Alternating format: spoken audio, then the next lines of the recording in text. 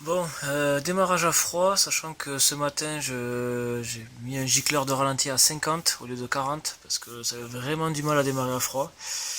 Bon, après le gicleur principal n'est pas réglé donc on reviendra dessus. On va voir ce que ça fait là maintenant.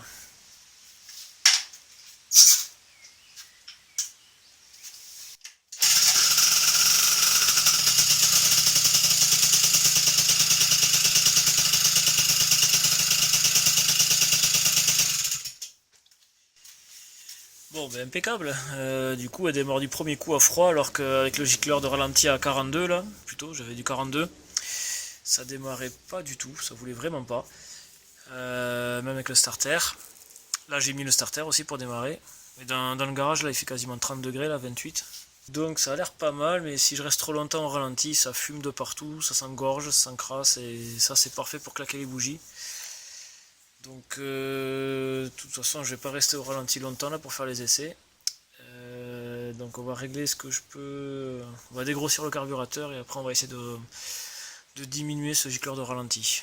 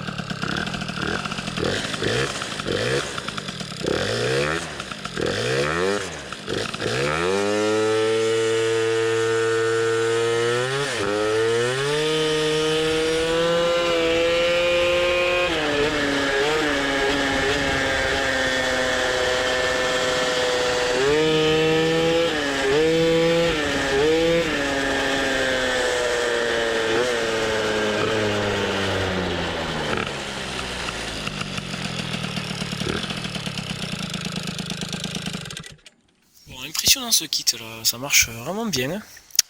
Du coup, niveau vario, je sais pas combien je suis de poids là. J'ai rajouté celui du milieu parce que j'étais trop léger. Et bon, on n'est pas bien réglé encore. Je pense qu'il y a une butée qui se fait pas au bon endroit. J'arrive pas à la pleine plage, faut que je regarde. Je vais le vérifier ça au garage. Et je pense que je suis trop riche évidemment. Et donc je vais baisser en gicleur.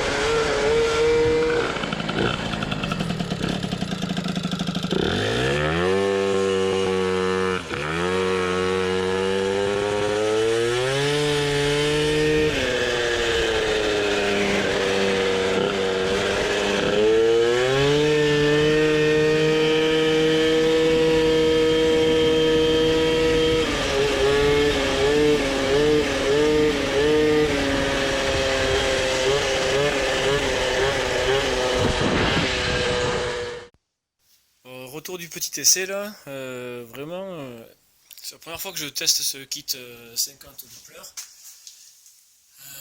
Très impressionné quand même. Vraiment ça pousse, hein.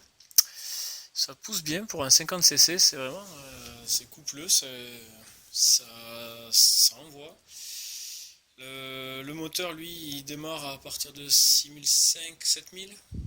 On va dire que dès qu'il approche les 6005 ou 7000, on sait pas trop là, le moteur après il s'envole à 8005 très facilement. Et après le variateur fait sa variation. Mais le moteur il va chercher les 10 000 tours à chaque fois. Donc là les réglages de les variateurs c'est pas fait encore. Le carburateur c'est dégrossi. Le variateur un petit peu dégrossi aussi. Mais sans arrêt il veut, il va chercher les 10 000 tours et les dépasser quoi. Si je le laisse faire un petit peu là, il les dépasse 10 500, il y arrive facilement. Ça pousse très très bien, ça pousse bien, donc je pense que c'est prometteur comme configuration. Ça va être vraiment sympa. Du coup, il va me mettre une feuille monumentale avec mon 512 là. Ça va être rigolo. Donc, il faut que je continue encore à dégrossir la carburation, mais là, vraiment, en première impression, là, vraiment très bien. Ce que je vais faire, c'est que je vais rouler quelques kilomètres par-ci par-là pour roder un petit peu le moteur. Et après, on pourra faire quelques tirs là pour peaufiner la carburation et la variation. Et après, il n'y aura plus qu'à le transvaser sur sa mob. Bon, ben ça y est, j'ai commencé à saloper son cylindre là, tout neuf. La rotule elle crache pas mal.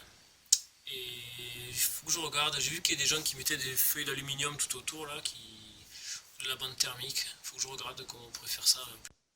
Par contre, le problème c'est que en 11,56, et je pense qu'en 11,60 ce serait pareil, le variateur fonction embrayage là, ça va pas bien.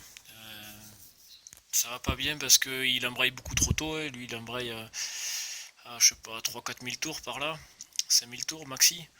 Donc des 4 000 tours où il a fini d'embrayer jusqu'aux 6 500 7 000, ouais, il faut attendre 7 000, jusqu'à que le moteur se réveille, ben, c'est vraiment mollasson, ça accélère pas bien.